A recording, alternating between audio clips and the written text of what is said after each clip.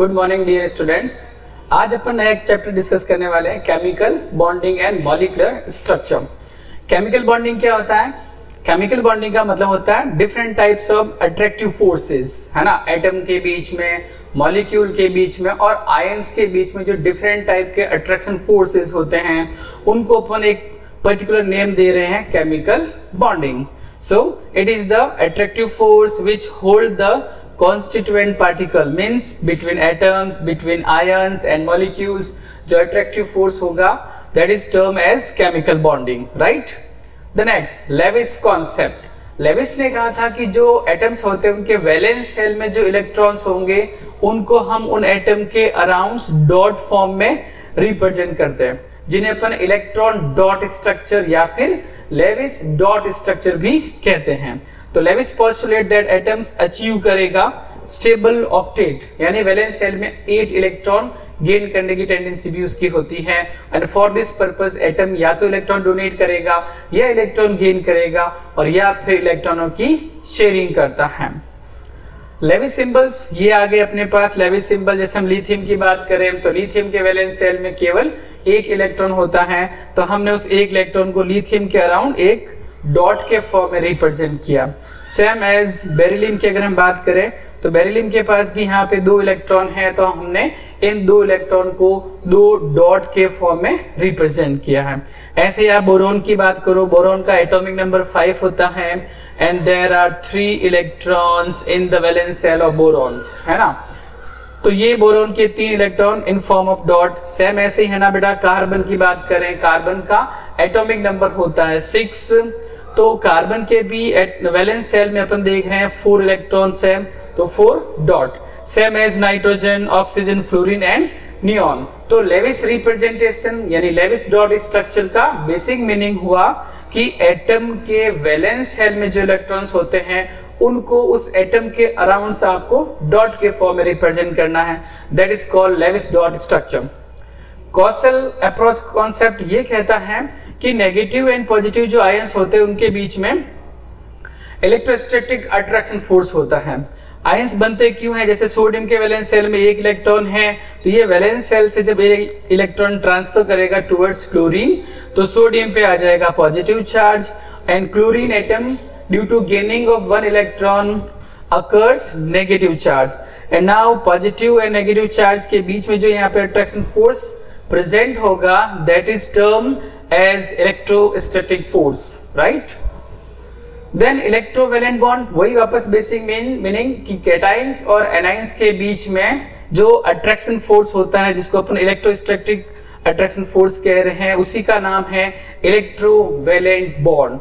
और जो ये कैटाइंस और एनाइंस होते हैं इनके ऊपर जो यूनिट चार्ज होगा दैट इज कॉल्ड इलेक्ट्रोवैलेंस, ठीक है। कोवेलेंट बॉन्ड का मीनिंग होता है बेटा जो एटम्स होते हैं उनके बीच में इलेक्ट्रॉनों की शेयरिंग से जो बॉन्ड फॉर्म होगा उसको बोलते हैं अपन कोवेलेंट बॉन्ड, है ना। The bond which is form by the sharing of electrons between 2 atoms in a molecules. एक मॉलिक्यूल में 2 एटम के बीच में इलेक्ट्रॉनों की शेयरिंग से जो बॉन्ड फॉर्म होगा that is term as covalent bond. अब अगर 2 एटम के बीच में 1 पेयर ऑफ इलेक्ट्रॉन की शेयरिंग होगी like this, between chlorine atoms there are 1 pair electrons are shared, है ना। ये क्लोरीन और ये क्लोरीन एक जोड़ी इलेक्ट्रॉन का साझा करेंगे। ये जैसे आप देख रहे हैं यहाँ पे 1 पेयर ऑफ इलेक्ट्रॉन की शेयरिंग हो रही है, तो यहाँ क्लोरीन और क्लोरीन के बीच में यानी दोनों एटम के बीच में जो कोवेलेंट बॉन्ड फॉर्म हो रहा है उसको अपन बोलेंगे single covalent bond, right. Same as hydrogen को भी हमने डिस्कस किया था, हाइड्रोजन के पास भी वैलेंस शेल में 1 ही इलेक्ट्रॉन होता है, तो ये 2 हाइड्रोजन एटम जब इस प्रकार से इलेक्ट्रॉन की शेयरिंग करेंगे तो आप देख रहे हो इनके बीच में 1 पेयर ऑफ इलेक्ट्रॉन की शेयरिंग हो रही है। That's why both of hydrogen atoms are joined by single covalent bond. One more example for multiple covalent bonds. Multiple covalent bonds में हम देखेंगे कि 2 एटम के बीच में इफ 2 और 3 pair of electrons are shared, है ना। 2 एटम के बीच में अगर 2 या फिर 3 जोड़ी इलेक्ट्रॉन की शेयरिंग होगी देन डबल बॉन्ड और triple bond are form which are consider as multiple covalent bond. तो एक तरह से हमने 3 टाइप के कोवेलेंट बॉन्ड की बात कर ली, सिंगल बॉन्ड, डबल बॉन्ड और triple bond. And types of ये जो कोवेलेंट बॉन्ड है वो किस पे डिपेंड कर रहा है कि कितने जोड़ी इलेक्ट्रॉन की शेयरिंग हो रही है। 1 पेयर ऑफ इलेक्ट्रॉन की sharing, then single covalent bond, 2 pair of electrons are shared between 2 atoms, then double bond is formed like between oxygen and oxygen atoms, and if 3 pair of electrons are shared between 2 atoms, then triple covalent bond is formed, right?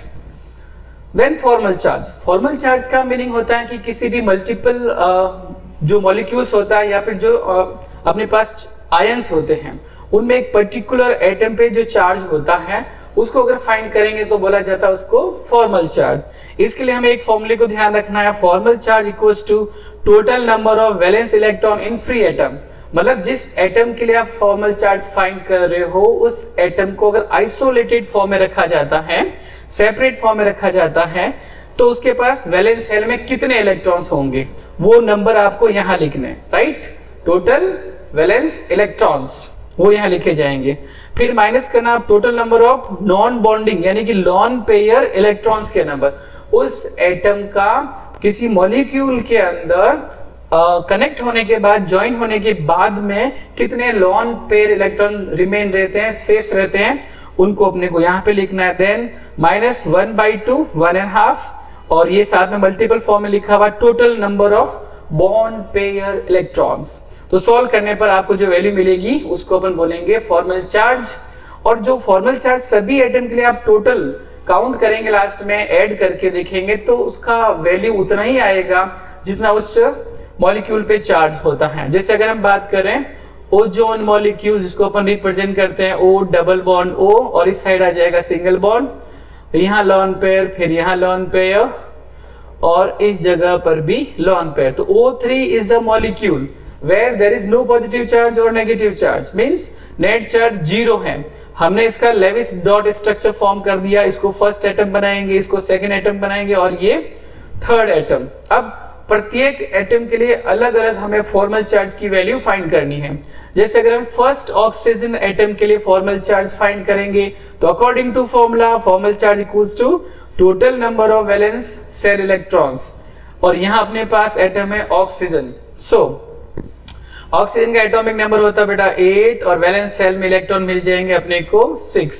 तो यहाँ अपन लाके लिखेंगे 6 electron, then minus total number of non bonding यानी कि lawn pair electrons जो यहाँ आपको दिख रहे होंगे 1, 2, 3 एंड 4। तो there are 4 lone pair electrons, then minus ये वाला माइनस एंड 1/2 इंटू फिर क्या बताओ total number of bond pair electrons. कितने बॉन्ड पेयर इलेक्ट्रॉन देखो, डबल बॉन्ड बन रहा है ना, इसका मतलब 1, 2, 3 एंड 4। तो आपको यहाँ पुट करना पड़ेगा 4। सॉल्व करेंगे हम इसको, ये आ जाएगा 6 की जगह 6 as it is, then minus का 4, इसको सॉल्व करेंगे तो हो जाएगा माइनस का 2। तो नेट चार्ज फॉर्मल चार्ज आपको फर्स्ट वाले ऑक्सीजन पे कितना मिलेगा बताओ, देयर इज 0, है ना। सेम ऐसे आप सेकंड वाले एटम और थर्ड वाले एटम के लिए भी फॉर्मल चार्ज की वैल्यू इसी फॉर्मूले से फाइंड कर सकते हैं।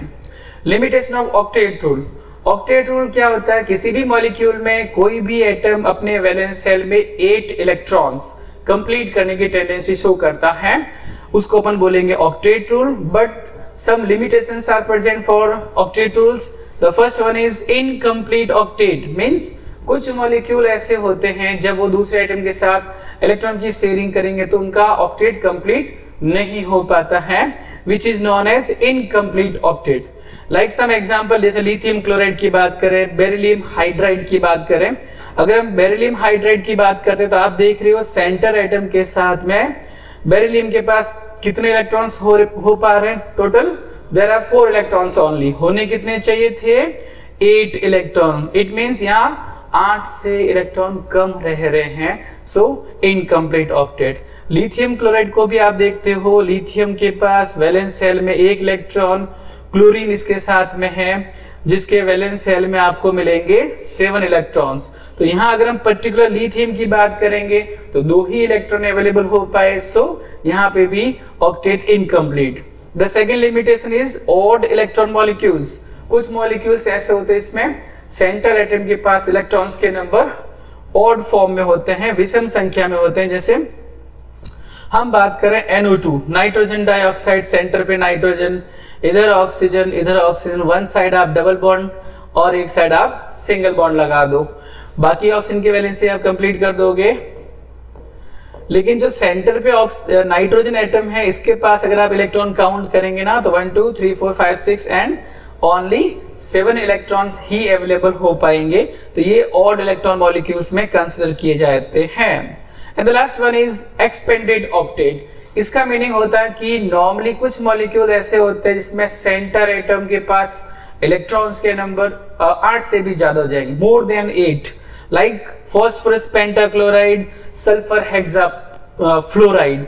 अगर हम PCl5 की बात करें तो सेंटर एटम पे है अपने पास फॉस्फोरस, जो एटॉमिक नंबर 15 है इसका, और वैलेंस शेल की बात करेंगे तो इसके पास है टोटल 5 इलेक्ट्रॉन, और 5 इसके साथ कौन जुड़ेंगे, क्लोरीन।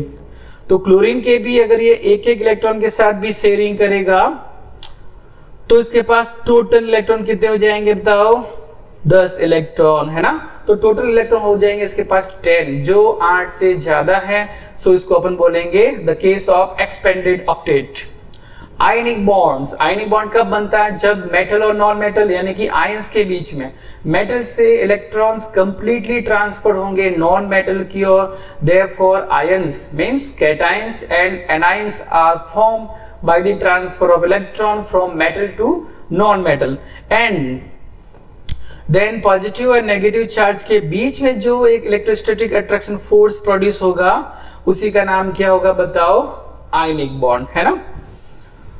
फैक्टर्स गवर्निंग, जैसे मतलब आयनिक बॉन्ड के लिए कौन कौन से फैक्टर अफेक्ट कर सकते हैं। सबसे पहले अपन बात करेंगे इसमें लैटिस एंथैल्पी, जिसका मीनिंग होता है 1 मोल कैटायंस और एनायंस को जब आप कंबाइन करके आयनिक बॉन्ड का फॉर्मेशन करोगे तो इस दौरान जो एनर्जी रिलीज होगी उसको अपन बोलेंगे लैटिस एंथैल्पी, है ना। The energy released when the requisite numbers of gaseous positive and negative ions, means वही कैटायंस और एनायंस को कंबाइन करके जब अपन 1 मोल आयनिक कंपाउंड फॉर्म करेंगे तो जो एनर्जी रिलीज होती है that is called lattice enthalpy.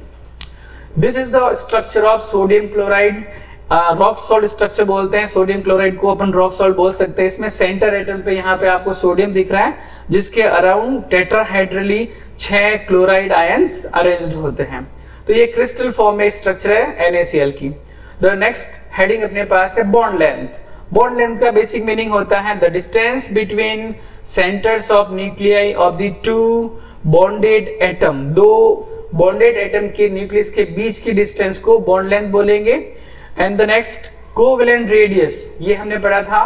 Covalent radius का मतलब होता है जो सिंगल कोवेलेंट बॉन्ड से बॉन्डेड 2 एटम होते हैं, उन 2 एटम के न्यूक्लियस की बीच की जो डिस्टेंस होती है ना, उस डिस्टेंस का अगर अपन हाफ कर देते हैं, the half of internuclear distance between 2 atom which are bonded by single covalent bond, then it is called covalent radius. Same ऐसे ही van der Waal radius which is the distance, half of the distance between 2 atoms of 2 nearest molecule. 2 molecule के nearest जो atoms होते हैं जिनके बीच में कोई bonding नहीं होती है, उनके बीच की डिस्टेंस का अगर हम हाफ करेंगे तो वो मिल जाएगी अपने को van der Waal radius. Affecting factors of bond length, अगर किसी मॉलिक्यूल में एटम की साइज इंक्रीज होती है तो वहां बॉन्ड लेंथ भी इंक्रीज होगी। इसको समझने के लिए ये एक ऑर्डर वाला अपने पास क्वेश्चन है, hydrogen iodide, hydrogen bromide, hydrogen chloride and next one is hydrogen fluoride. तो इसमें आपको पता है कि हैलोजेंस वाले ग्रुप में या किसी भी ग्रुप में अपन टॉप टू बॉटम की ओर अगर जाते हैं, है ना, in a group from top to bottom atomic size क्या होती है बताओ, इंक्रीज। तो यहाँ आयोडीन की एटॉमिक साइज की बात अगर करें तो वो बड़ी होने के कारण जो HI है ना इस मॉलिक्यूल के लिए बॉन्ड लेंथ की वैल्यू अदर जो कंपाउंड यहाँ पे लिखे हुए उनके तुलना में ज्यादा होगी। The second factor is multiplicity of bond, यानी 2 एटम के बीच में नंबर ऑफ बॉन्डिंग अगर इंक्रीज होगा तो बॉन्ड लेंथ की वैल्यू डिक्रीज हो जाएगी। जैसे कार्बन कार्बन ट्रिपल बॉन्ड, यहाँ पे डबल बॉन्ड और यहाँ पे सिंगल बॉन्ड। तो अपन देखते हैं कार्बन में सिंगल बॉन्ड के लिए 1.54 एंगस्ट्रम या 154 पिकोमीटर भी अपन लिख सकते हैं, और डबल बॉन्ड में 1.34 angstrom, and in case of triple bond there is 1.20 angstrom. The value of bond length, तो आप देख रहे हो डिपेंड करेगा मल्टीप्लिसिटी पे। नंबर ऑफ बॉन्ड्स अगर ज्यादा है बिटवीन टू एटम्स तो वहां बॉन्ड लेंथ कम हो जाती है। बॉन्ड एंगल क्या होता है, कोई भी मॉलिक्यूल होता है उसमें जो सेंटर एटम होता है, सेंटर एटम के साथ जो बॉन्ड पेयर्स होते हैं, तो the angle which is present between bond pairs in a molecule at centre atom. किसी एटम में सेंटर जो एटम होता है ना मॉलिक्यूल में, उसमें बॉन्ड पेयर के बीच का एंगल, जैसे वाटर की केस की बात करें अपन, तो वाटर मॉलिक्यूल में सेंटर एटम होता है ऑक्सीजन, ये हो जाएंगे इसके पास लॉन पेयर्स। तो लॉन पेयर में तो अपन बॉन्ड एंगल की बात करेंगे नहीं, है ना। तो H2O में अपने पास एक बॉन्ड पेयर ये रहा, एक बॉन्ड पेयर ये रहा, तो the angle which is present between to bond pairs, that is called bond angle. Bond enthalpy, amount of energy required to break 1 mole of bond a particular type, so separate them into gaseous atom. किसी भी compound को, एक मोल compound को अगर हम break करके gaseous atom में convert करते हैं तो जो रिक्वायर्ड अमाउंट ऑफ एनर्जी होगी उसको बोलेंगे अपन bond enthalpy. Another name is bond dissociation enthalpy, है ना। बॉन्ड को तोड़ने के लिए कितनी एनर्जी चाहिए, that amount of energy is called bond enthalpy. Affecting factors of bond enthalpy, first one is size of the atom. अगर एटम की साइज बढ़ती जाएगी तो उस बॉन्ड को तोड़ना आसान हो जाएगा, क्योंकि जितनी ज्यादा लेंथ होगी बॉन्ड लेंथ, बॉन्ड स्ट्रेंथ उतना ही कम हो जाता है। तो greater the size of atom greater is the bond length and the less is the bond dissociation enthalpy, यानी less is the bond strength। जैसे अपन बात करें HI और HF के बीच में, तो आपको पता है कि यहाँ पे आयोडीन की एटॉमिक साइज बड़ी होती है, इसलिए ये जो बॉन्ड होगा H और I के बीच में, इसके लिए अपने को बॉन्ड डिसोसिएशन एंथैल्पी की वैल्यू कम मिलेगी as compare to HF। The next affecting factors is multiplicity of bond। दो एटम के बीच में अगर नंबर ऑफ बॉन्ड्स ज्यादा होंगे तो बॉन्ड एंथैल्पी की वैल्यू भी ज्यादा होगी। जैसे between hydrogen atom only single bond है, ऑक्सीजन के बीच आप देख रहे हो डबल बॉन्ड, और नाइट्रोजन के केस में ट्रिपल बॉन्ड। तो कौन से बॉन्ड को तोड़ना कंपैरेटिवली डिफिकल्ट होगा, ट्रिपल बॉन्ड, क्योंकि मल्टीप्लिसिटी ज्यादा होने पर बॉन्ड एंथैल्पी की वैल्यू क्या हो जाती है बताओ, ज्यादा हो जाएगी। बॉन्ड स्ट्रेंथ बढ़ जाएगा तो बॉन्ड एंथैल्पी की वैल्यू भी बढ़ेगी। Number of lone pair of electrons present, greater the number of lone pair of the electrons present on the bonded atom. कहने का मतलब किसी मॉलिक्यूल में सेंटर एटम के साथ जितने ज्यादा लॉन पेयर होंगे, उन लॉन पेयर में रिपल्सन्स के कारण वो बॉन्ड जल्दी ब्रेक हो जाएगा। बॉन्ड ऑर्डर क्या होता है, कोई भी मॉलिक्यूल होता है, उन मॉलिक्यूल्स के अंदर एटम्स के बीच में जो नंबर ऑफ बॉन्ड्स होते हैं, है ना, उन नंबर ऑफ बॉन्ड्स को अपन क्या बोलते हैं, bond order. Representation of molecule और ion, the number of bonds present between two atoms is called bond order. Like hydrogen, तो H और H एटम के बीच में एक बॉन्ड बन रहा है तो यहाँ बॉन्ड ऑर्डर की वैल्यू 1 बोली जाएगी। ऑक्सीजन के केस में 2 बॉन्ड्स तो बॉन्ड ऑर्डर 2, नाइट्रोजन में यहाँ पे number of bonds 3, so value of bond order is 3। Like similarly in carbonyl, metal carbonyl, यहाँ पे सिर्फ कार्बोनिल ग्रुप है तो यहाँ पर भी बॉन्ड ऑर्डर की वैल्यू 3 होगी। तो सिंपल सा लॉजिक, दो एटम के बीच में नंबर ऑफ बॉन्ड्स को बॉन्ड ऑर्डर बोला जाएगा। रेजोनेंस का मीनिंग होता है जब हम किसी भी मॉलिक्यूल को या फिर आयंस को एक से ज्यादा स्ट्रक्चर्स द्वारा रिप्रेजेंट करते हैं, बट उनमें से कोई भी स्ट्रक्चर उस मॉलिक्यूल या आयन के सारी प्रॉपर्टीज को एक्सप्लेन नहीं कर पाती हैं, then the structures are known as resonating structure और canonical structure, and the process is called resonance, है ना। जैसे हम बात करें ओजोन मॉलिक्यूल, यहाँ आप देख रहे हो कि जो एक्चुअल स्ट्रक्चर है ओजोन मॉलिक्यूल, उसमें 2 एटम ऑक्सीजन के, उनके बीच में डबल बॉन्ड है और एक जगह क्या दिख रहा है आपको, सिंगल बॉन्ड। तो ऐसा लगेगा अपने को कि डबल बॉन्ड में यहाँ बॉन्ड लेंथ की वैल्यू क्या हो जाएगी, कम, और सिंगल बॉन्ड वाले केस में बॉन्ड लेंथ की वैल्यू ज्यादा। लेकिन ऐसा नहीं होता है, क्योंकि जब हम ओजोन की रेजोनेटिंग स्ट्रक्चर फॉर्म कर रहे हैं तो अपने को दिख रहा है ऐसा कि जो डबल बॉन्ड और जो सिंगल बॉन्ड था एक्चुअल स्ट्रक्चर में वैसा नहीं है, बल्कि दोनों ही जगह अपने को क्या दिख रहा है, पार्शियली डबल बॉन्ड। तो दोनों ही जगह ऑक्सीजन ऑक्सीजन की बॉन्ड लेंथ क्या होगी बताओ, सिमिलर होगी, है ना। ऑक्सीजन ऑक्सीजन डबल बॉन्ड की वैल्यू सिमिलर होगी, और ये किस वजह से होगा, due to resonance. Experimentally determine oxygen oxygen bond length in ozone molecule are same. ये देखो 128 picometer the bond length between oxygen atom, है ना। तो रेजोनेंस के कारण भले ही आपको यहाँ पे डबल और यहाँ पे सिंगल बॉन्ड दिख रहा है, लेकिन जब इसकी रेजोनेटिंग हाइब्रिड स्ट्रक्चर बनाई जाती है तो अपन देखते हैं वहां पे दोनों ही जगह पे डबल बॉन्ड काउंट होगा। इसलिए ओजोन मॉलिक्यूल में दोनों ही ऑक्सीजन ऑक्सीजन बॉन्ड लेंथ की वैल्यू सिमिलर होगी, and this is due to resonance. Non polar covalent bond का मतलब होता है अगर दो एटम सिमिलर टाइप के होते हैं, सेम इलेक्ट्रॉन नेगेटिविटी वाले एटम्स होते हैं, लाइक हाइड्रोजन, तो आप देखोगे हाइड्रोजन एटम्स के बीच में जो ये इलेक्ट्रॉन पेयर्स हैं वो दोनों में से किसी भी एटम की ओर डिस्प्लेस नहीं होंगे, बल्कि एग्जैक्टली ये बॉन्ड पेयर इलेक्ट्रॉन दोनों एटम के एग्जैक्टली बीच में प्रेजेंट होंगे। So there is no positive और negative charge appear in this condition, same as oxygen. तो यहां पर भी oxygen oxygen same electronegative elements हैं, बॉन्ड पेयर इलेक्ट्रॉन किसी भी एटम की ओर डिस्प्लेस नहीं होंगे। So there is no positive and negative charge, and such type of molecules are known as non-polar. There is no poles, no positive pole, no negative poles are appear due to same electron negativity of both atoms. These are known as non-polar covalent bond. Just reverse of non-polar covalent bond. This is the type of polar covalent bond. It means इस बार जो अपन molecule form करेंगे उनमें different electronegative atoms consider किए जाएंगे। जैसे हम बात कर रहे हैं HF है, HCl, such type of molecules. तो ये जो बॉन्ड पेयर इलेक्ट्रॉन है इस बार H और F के बीच में वो more electronegative atom like fluorine की ओर डिस्प्लेस होंगे, है ना।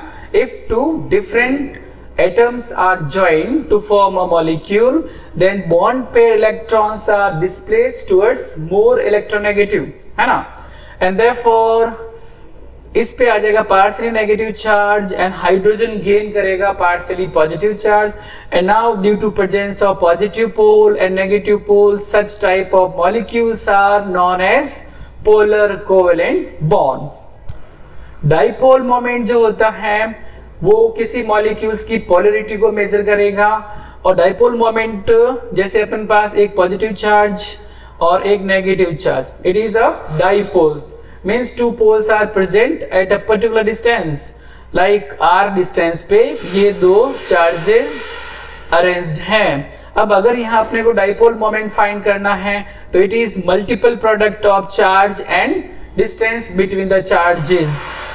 Mathematically it is mu equals to q into r, means dipole moment represented by a symbol mu, which is multiple of charge and distance between charges.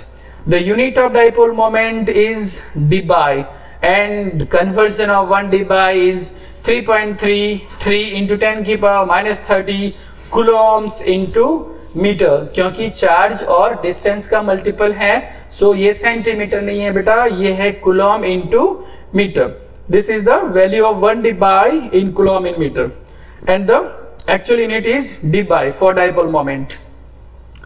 Dipole moment एक vector quantity होती है, इसको अपन एक single arrow द्वारा represent करते हैं। इस arrow में जो टेल वाला पार्ट होता है वो लेस इलेक्ट्रोनेगेटिव एटम की ओर रखा जाता है, और जो एरो वाला साइन है ना बेटा वो टुवर्ड्स मोर इलेक्ट्रोनेगेटिव एलिमेंट्स की ओर रिप्रेजेंट किया जाता है।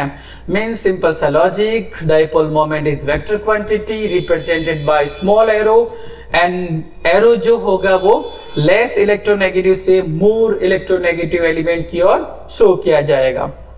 Dipole moment of polyatomic molecule, अगर पॉलीएटॉमिक मॉलिक्यूल होगा तो उसमें जितने भी बॉन्ड्स बनेंगे उन सभी बॉन्ड के लिए अपने को इंडिविजुअली डाइपोल मोमेंट वेक्टर के साइन लगाने पड़ेंगे, फिर उनका रिजल्टेंट वैल्यू निकाला जाएगा।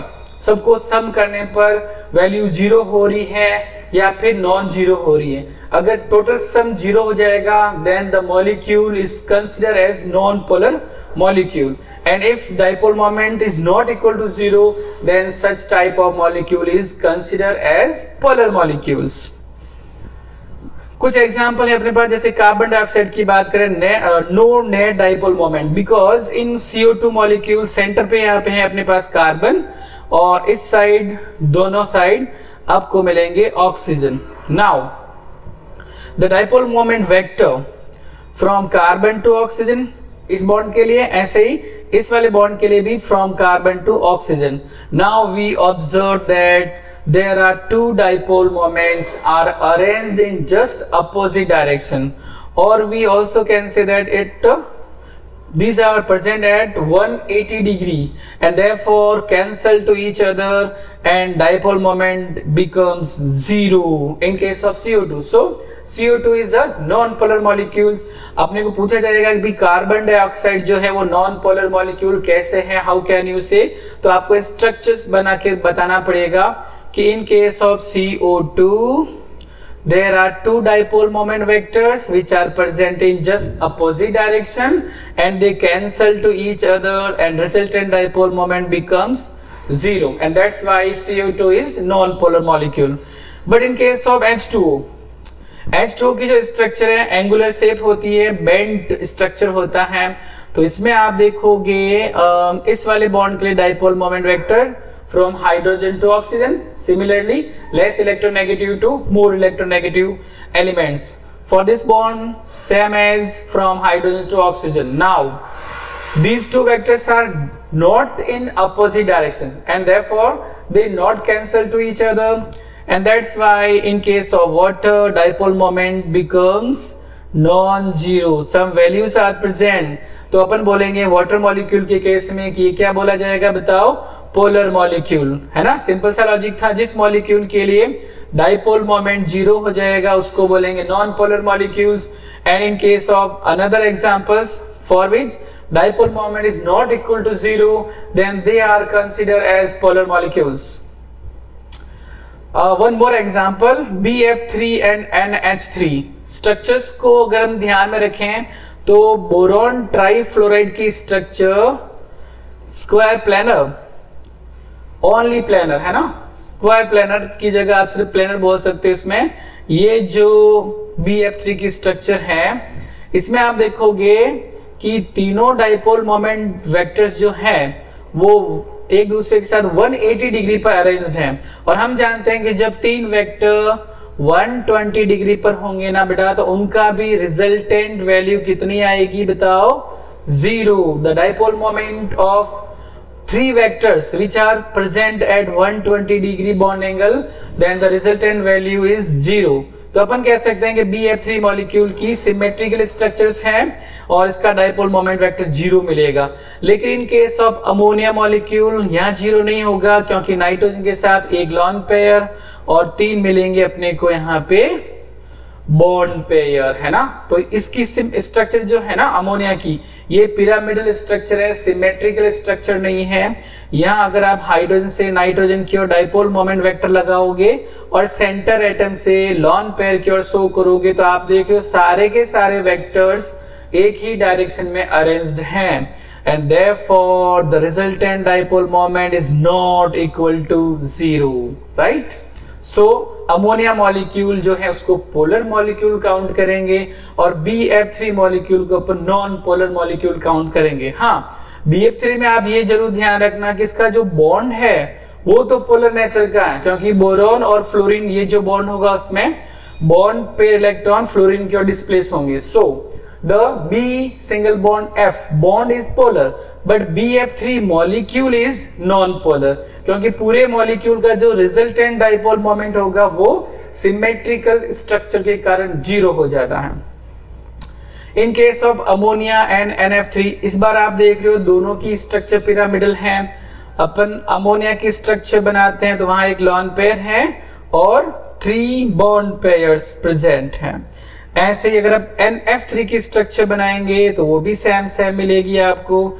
लेकिन इस बार अगर आप देखो कि अमोनिया वाला मॉलिक्यूल्स में क्या होगा, हाइड्रोजन से अपने को चलना है नाइट्रोजन की ओर, सेम नाइट्रोजन की ओर, सेम नाइट्रोजन की ओर, सेम सेंटर एटम से लॉन पेयर की ओर। और जब इधर की बात करेंगे तो नाइट्रोजन से कहां जाना पड़ेगा अपने को, फ्लोरीन की ओर, वही लेस इलेक्ट्रॉन नेगेटिव से मोर इलेक्ट्रोनेगेटिव एलिमेंट की ओर, सेम ऐसे कैसे।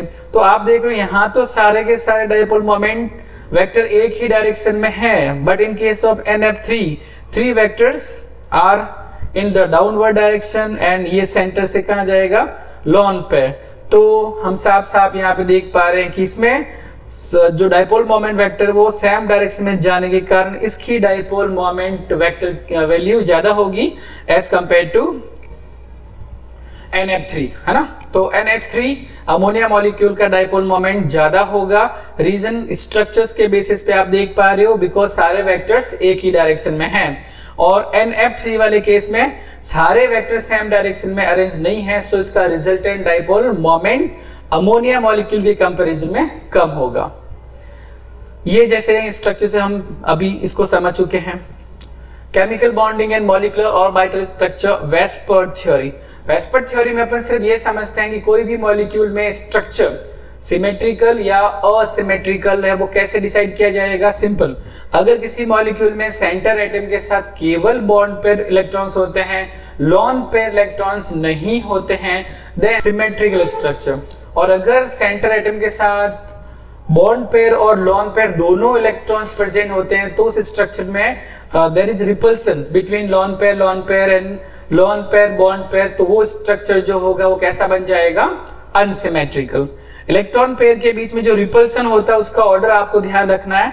लॉन पेयर में सबसे ज्यादा रिपल्सन होगा, देन लॉन बॉन्ड पेयर और minimum repulsion between bond pair electrons. तो कुल मिला के 2 प्रकार की स्ट्रक्चर जरूर मिलेगी आपको। Molecule in which the central atom has no lone pair, है ना, ओनली बॉन्ड पेयर होंगे तो उसको बोलेंगे symmetrical structures. And the second one is molecule in which central atom has one or more lone pair with bond pair electrons, and such type of structure is called non-polar, मतलब asymmetrical structure।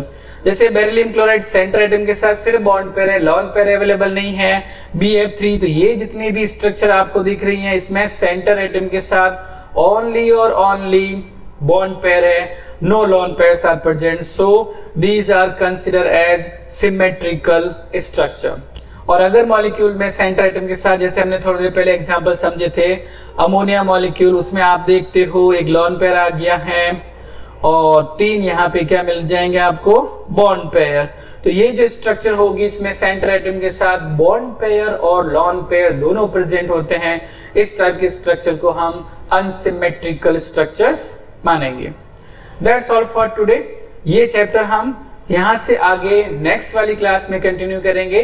तब तक आप इसको यहां तक दोबारा revise करें और नेक्स्ट अगली क्लास में देखते हैं। धन्यवाद।